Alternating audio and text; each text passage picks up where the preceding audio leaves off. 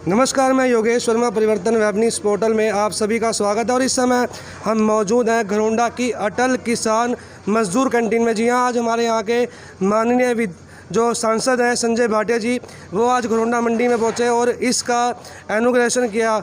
किसी कारणवश मुख्यमंत्री मनोहर लाल खट्टर जी ने इसका वीडियो कॉन्फ्रेंसिंग के जरिए इसका उद्घाटन करना था, लेकिन कहीं ना कहीं कारणवश वो नहीं कर पाए। लेकिन खुद मौजूदा सांसद यहाँ पहुँचे और इसका इनॉग्रेशन किया। कहीं ना कहीं जो किसान हैं, जो मजदूर हैं, उनको कितने रुपए में भर पेट खाना मिलेगा और कितने रुपए में उनकी जो क्वांटिटी क्या कुछ रहेगी।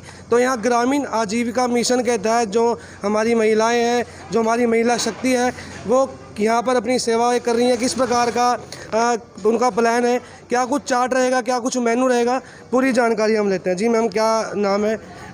नमस्कार, मेरा नाम कविता है। जी कविता जी, कैसा कुछ मेनू चार्ट रहेगा, कितने में कैंटीन में खाना प्रोवाइड किया जाएगा, क्या कुछ कहना चाहेंगे? हमारी ये जो कैंटीन है, इसमें सेल्फ हेल्प ग्रुप की महिलाएं चला रही हैं और इसमें 11 से 3 बजे का तो टाइम है लंच का। और इसमें सीजनेबल एक तो सूखी सब्जी रहेगी, एक हमारी ड्राई जैसे दाल हो गया या छोले जो भी हो गए, और चावल रहेंगे और 4 रोटी रहेगी। तो ये 10 रुपये में प्लेट हर किसी गरीब को या जो भी इसके यहाँ खाना चाहेगा उसको ये प्लेट मिलेगी। उसका 15 रुपये हमारी जो मार्केट कमेटी है वो 15 रुपये बेयर करेगी, यानी 25 रुपये की एक प्लेट है। तो मैम, जो किसान हैं, जो मजदूर हैं, तो वो पता कैसे लगेगा कि वो किसान है? कहीं रजिस्ट्रेशन का कोई प्रोसेस है? कैसे ये गरीबों कैसे काउंटेबल होगा? ये देखो गरीबों के लिए, बट यहाँ जो भी आएगा वो अपना यहाँ से कूपन लेगा और वो खाना खा सकते हैं। तो ऐसा कुछ नहीं है कि इसमें सिर्फ वही लोग खाएंगे, लेकिन ये एक मंडी की सुविधा के लिए, उन गरीब परिवारों की सुविधा के लिए कि जो वो बाहर जाके लेबर क्लास है, वो खाना उनको इतनी इजीली नहीं मिलता है, तो यहाँ आसानी से और उनको भरपेट खाना मिलेगा। तो क्वांटिटी में हम क्या रहती है इस प्रकार से मजदूरों का आज फर्स्ट टाइम आपने है, तो क्या कुछ कैलकुलेशन क्वांटिटी, कितने क्वांटिटी में खाना जो बनाने का प्रोसेस रहता है? आज कितना बनाया गया? आज 350 मेंबरों के हिसाब का खाना बनाया गया है। तो क्या कुछ शामिल किया गया आज मेनू में? आज के मेनू में है दाल मखनी है और राइस है, उसमें रोटी है, और आज की एक वैसी ड्राई सूखी सब्जी होगी, मिक्स वेज। और उसके साथ ही हमने आज एक शुरुआत थी तो एक मीठे का भी आयोजन किया, जिसमें हलवे के रूप में, प्रसाद के रूप में दिया गया। तो ये आप तस्वीरें आप देख रहे थे कि किस प्रकार से आप देख सकते हैं कि कैंटीन का प्रारूप। ये देखिए, जो मजदूर हैं, जो किसान हैं, कोई भी अगर गरीब मजदूर है या किसान है, यहाँ पर 10 रुपये का जो कूपन है, उनको कूपन यहाँ पर मिलेगा और कूपन के माध्यम से वो यहाँ पर जो है स्वादिष्ट खाना केवल 10 रुपये में अटल किसान मजदूर कैंटीन से ले सकता है। 11 से दोपहर को 3 बजे तक का इसका। आज अटल किसान मजदूर कैंटीन का शुभारंभ माननीय मुख्यमंत्री जी ने करना था चंडीगढ़ से ही ऑनलाइन, लेकिन किसी कारणवश वो नहीं हो पाया। तो मेरी ड्यूटी लगी, मैं यहाँ पर आया और मैंने किया और मैंने देखा कि बहुत ही साफ़ सुथरा, हमारी जो सेल्फ हेल्प ग्रुप की बहनें थी, बहुत ही साफ़ सुथरा भोजन, और 10 रुपये का कूपन मैंने लिया इनसे उस भोजन के लिए। और मैं बहुत खुश हूँ कि यही जो पंडित दीनदयाल उपाध्याय जी का जो सपना था अंत्योदय का, कि अंतिम व्यक्ति तक सुविधाओं का लाभ पहुँचना चाहिए, वो सपना आज साकार होते हुए देखा कि इतना शुद्ध और बढ़िया स्वाद का खाना 10 रुपये में और मेहनत करने वाले आदमी को, मजदूरी करने वाले आदमी को मिलेगा, उसके दिल से दुआएं ही निकलेंगे। तो सर, मौजूदा अभी चीन के जो हालात चल रहे हैं भारत को लेकर, कहीं ना कहीं बहुत बड़ा सोशल मीडिया पे ट्रेंड है और काफ़ी लोग विरोध कर रहे हैं। क्या कुछ रणनीति रहेगी मौजूदा सरकार की? किस प्रकार से विरोध किसका कर रहे हैं? मौजूदा विरोध किया जा रहा है चीन का, उनकी जो नीतियां हैं, तो भारत किस प्रकार की रणनीति अपनाएगा? मैं आपको बताऊं कि पहली बात तो ये जो घटना घटी है बहुत ही दुर्भाग्यपूर्ण है। मैं अपने वीर सैनिकों की शहादत को सल्यूट करता हूं। और आज चाइना जिस प्रकार से अंतर्राष्ट्रीय जगत में अलग थलग पड़ गया है, पूरे दुनिया के देशों की नज़र में किरकिरी बन चुका है, आज उसने ये जो घटना करी है, उस ओर से ध्यान, जो कोरोना संक्रमण काल में जो चाइना एक्सपोज हुआ है, उससे ध्यान हटाने के लिए उसने ये घृणित कार्य किया है। मैं तो कहूँगा कायराना ये जो घटना की है, मैं उसकी कड़ी भर्त्सना भी करता हूँ। और मैं समझता हूँ कि आज हम सब हिंदुस्तानियों को संकल्प लेना चाहिए कि जो चीन से आई हुई वस्तुओं का उपयोग करते हैं, चाइना से जो इंपोर्ट करते हैं, आज मैं समझता हूँ कि एक निर्णय ऐसा होना चाहिए कि बिल्कुल चाइनीज़ वस्तुओं का बहिष्कार होना चाहिए। और मैं समझता हूं कि हमारे देवतुल्य नेतृत्व जो माननीय नरेंद्र मोदी जी का है, वो तब से लेकर अब तक उन्होंने सारी गतिविधियों को रोक दिया और केवल इसी के ऊपर ही वो पूरी योजना बनाने में, पूरे देशों में बातचीत करने में, अपने देश के गृह मंत्री, रक्षा मंत्री सबसे बातचीत करने में, और आज वो मेरे ख्याल मुख्यमंत्रियों से भी बात करने वाले हैं। तो कुछ ना कुछ इस ओर ठोस होगा, उनकी शहादत व्यर्थ नहीं जाएगी। जिस प्रकार से करनाल के अंदर आपकी विजिट रहती है हफ्ते में 3 दिन, तो कहीं ना कहीं घरोंडे का भी कोई निश्चित किया जाना चाहिए समय कि जो आगे आपने बड़ा अच्छा ध्यान दिलाया, मैं आपका शुक्रगुजार हूँ। मैं उस दिन करनाल में था। मैं तो खैर 365 दिन ही लगातार, कोई दिन ऐसा नहीं था कि मैं अपने लोकसभा क्षेत्र में ना रहा हूँ पिछला साल, लेकिन फिर भी सबका मन था कि मैं करनाल में भी बैठूँ।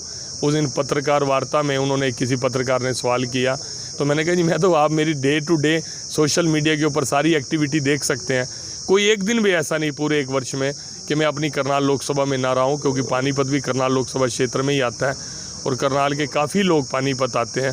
तो उन्होंने कहा नहीं, आप करनाल में बैठिए। तो मैंने तुरंत निर्णय किया कि मैं 3 दिन जो है करनाल में, मंगलवार, वीरवार और शनिवार 3 दिन करनाल में, सोमवार, बुधवार और शुक्रवार ये पानीपत में बैठूंगा।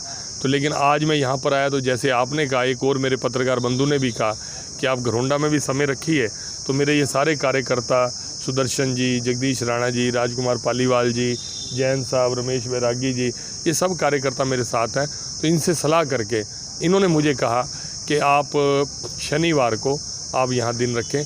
तो शनिवार को जब मैं करनाल से वापस चलूँगा तो 5 बजे मैं, क्योंकि इनका ऑफिस का टाइम भी ख़त्म हो जाएगा, बैरागी जी के, ये मार्केट कमेटी का ऑफिस है और यहाँ बैठ के आज की हरियाली में मुझे अच्छा भी लगा, तो मैं 5 बजे इनके साथ यहीं घरोंडा में बैठूंगा हर शनिवार को। लगातार लॉकडाउन के केसेस बढ़ रहे हैं, तो क्या कुछ जनता से अपील रहेगी? आज भी करनाल डिस्ट्रिक्ट में 17+ केसेस आए हैं, तो कहीं ना कहीं अवेयरनेस को लेकर जो है जागरूकता का कहीं ना कहीं भाव नजर आ रहा है कि जो गाड़ियों में 1 से 2 जने जाते हैं, 4 गाड़ियों में जा रहे हैं, अवेयरनेस का क्या कुछ अपील करना चाहिए? बहुत अच्छा प्रश्न है आपका, बहुत अच्छा प्रश्न है। मैं निरंतर इन विषयों पे बोलता रहता हूँ और मैं सबसे आग्रह करता हूँ सोशल डिस्टेंसिंग का पालन करने में।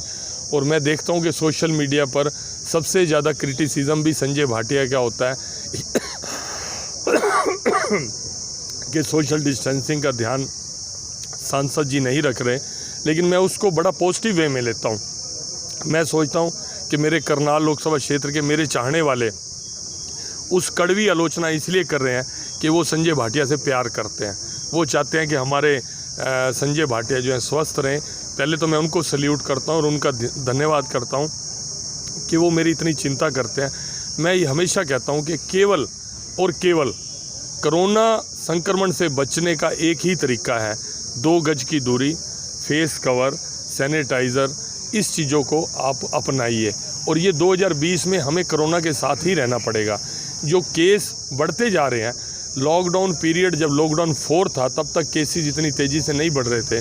जब अनलॉकडाउन 1 हुआ, ईज़ आउट हुई सारी चीज़ें, ओपन हो गया धीरे धीरे सारा, तो ये केसेस ज़्यादा बढ़ने लगे। कोरोना अपने आप में इतनी खतरनाक बीमारी नहीं है, लेकिन कोरोना के अंदर खतरे वाली बात यह है कि बड़ी आसानी से एक दूसरे के ऊपर ये फैलता है और बहुत ज़्यादा अगर फैलेंगे तो इतनी मेडिकल जहाँ पर व्यवस्थाएं इतनी एडवांस थी अमेरिका जैसे देश में, वो भी इस कोरोना जैसी महामारी से नहीं बच पाए। हमारे यहाँ तो पॉपुलेशन भी बहुत ज़्यादा है, जब कोरोना बढ़ेगा तो गिनती भी नहीं हो पाएगी। इसलिए मेरी रिक्वेस्ट है, आप भी मेरे बहुत अच्छे साथी मित्र हो, आप भी फेस कवर का इस्तेमाल ज़रूर करो, सोशल डिस्टेंसिंग का ध्यान रखो, क्योंकि पत्रकार बंधु अगर इस समय संकट की घड़ी में एकजुट होकर जनता को जागरूक ना करते तो इतना बचाव हमारा नहीं हो सकता था। वो शुक्र है कि हमारा नेतृत्व माननीय नरेंद्र मोदी जी के हाथ में है।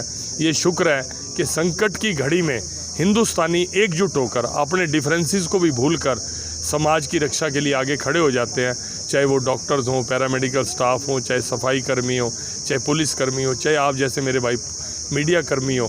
और साथ साथ मैंने ये भी देखा कि जितनी सामाजिक संस्थाएं थी, जितनी धार्मिक संस्थाएं थी, सब ने सब कुछ भूलकर अपनी जान को भी जोखिम में डालकर जो लोगों की सेवा की है, ये एग्जाम्पल हिंदुस्तान का पूरी दुनिया में हिंदुस्तान को सबसे अग्रणी देशों की श्रेणी में खड़ा किया है। मैं इन सबको सल्यूट करता हूँ और आप सबका धन्यवाद करता हूँ। महेंद्र कुमार। तो महेंद्र जी, आज कैंटीन का इसका उद्घाटन किया गया है, तो कितने में सामान मिल रहा है, क्या क्या सामान लिया आपने? 10 रुपये में सर 2 सब्जियां हैं, हलवा है, चावल है, 4 चपाती हैं। जी, तो कैसा टेस्ट कैसा है, कैसा? बहुत अच्छा टेस्ट है सर। तो कैंटीन खुलने से कैसा महसूस करते हैं? 10 रुपये में इतना सामान? 10 रुपये में इतना सामान मिल रहा है, गरीब आदमियों के लिए, मजदूर आदमियों के लिए बहुत राहत का अवसर है ये। और क्या कुछ कहना चाहोगे मौजूदा ये जो इतना अच्छा कार्य किया गया है? ये जो अभी हमारी अनाज मंडी के अंदर एक कैंटीन खुलवाई गई है, मजदूर कैंटीन, बहुत ही सराहनीय कार्य है सरकार के द्वारा। रणजित सिंह जी, क्या किसान हो आप? हाँ जी, तो किसान। आज आपके लिए अटल ये जो कैंटीन का उद्घाटन किया गया है, सांसद जी आए थे, क्या कुछ सामान मिला है आपको? 10 रुपये में चावल भी मिल गए, रोटी भी मिल गई, कितने रुपए में? 2 सब्जी है, हलवा है। क्या कुछ कितने रुपए दिए आपने पे किए? 10 रुपये। 10 रुपए। तो किसी प्रकार का रजिस्ट्रेशन कराना पड़ता है यहाँ पे? ना कुछ नहीं आए, सिर्फ 10 रुपये दिए। तो कैसा लग रहा है 10 रुपए में खाना मिल रहा है? बहुत बढ़िया लगा 10 रुपये में।